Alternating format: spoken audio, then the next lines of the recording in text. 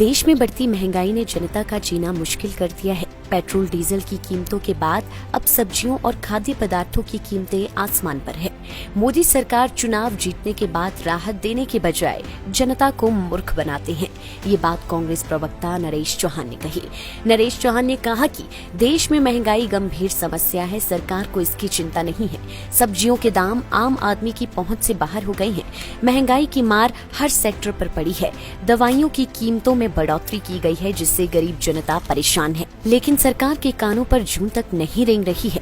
Commercial cylinder की कीमत 3 साल में दुगना बढ़ गई है।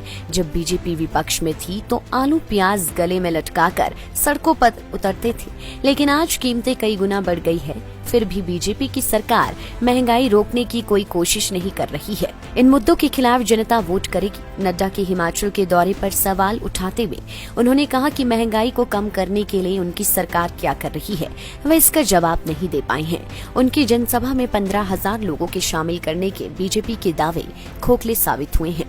हमारा सवाल ये था कि आज देश की जनता का सबसे बड़ी समस्या महंगाई जिस रफ्तार से बढ़ रही है, ये अपने आप में एक बहुत गंभीर और चिंता वाला विषय है। चाहे प्रदेश की बात करें या देश की बात, खाने पीने की वस्तुएं हो, मकान बनाना है, डीजल पेट्रोल है, कुकिंग गैस है, कौन सी ऐसी चीज है, बच्चों की किताबें हैं, दवाइयां हैं, हर चीज में महंगाई कंट्रोल से बाहर हो। हमारा सवाल ये था कि इनके राष्ट्रीय अध्यक्ष जेपी नड्डा जी शिमला में थे, तो क्या उन्होंने कुछ महंगाई को लेके कोई मॉडल बताया कि सरकार क्या करने वाली है, किस तरह देश की और प्रदेश की जनता को महंगाई से राहत मिलने वाली है। तो मुझे लगता है उन्होंने इस बात को पूरी तरह से टाल दिया। उसका कारण था कि उनके पास उसके लिए कोई योजना नहीं है। इस सरकार के पास महंगाई को लोगों को राहत दिलाने के लिए कोई प्रयास नहीं है, कोई योजना नहीं। मोदी जी की सरकार का मॉडल केवल मात्र कि वोट लो और लोगों को मूर्ख बनाओ।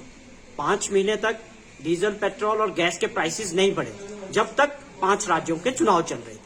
जैसे ही वो चुनाव खत्म हो गए, दोबारा से महंगाई चरम सीमा पे।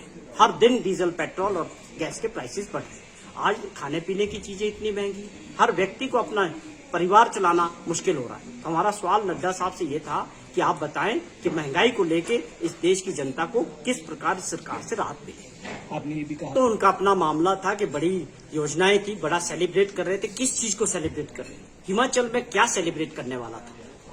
जीत यूपी में हुई, सेलिब्रेशन हिमाचल में कर रहे हो, आप करिए, कोई बात नहीं। आपका आंकड़ा था कि हम 15-20 हजार कार्यकर्ताओं को जुटाएंगे, बहुत जोश से स्वागत करेंगे।